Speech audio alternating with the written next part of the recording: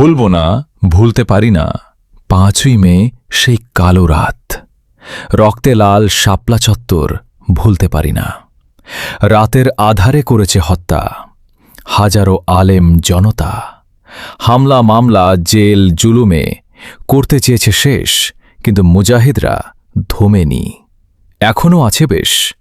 যতই করুন ফন্দি ফিকির, যতই কুটুক চাল, ইসলাম রবে নিজ মহিমায় চিরকাল চিরকাল।